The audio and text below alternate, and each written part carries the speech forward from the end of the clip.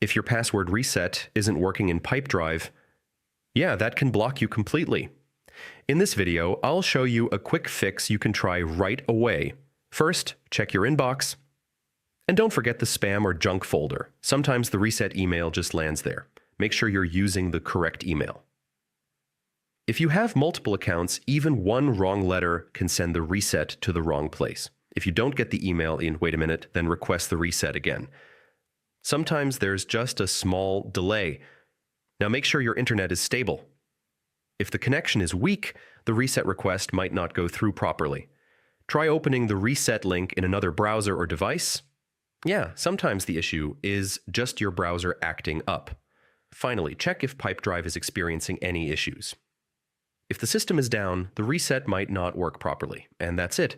These quick fixes should solve most password reset issues. If this helped, like and subscribe, and I'll see you in the next video.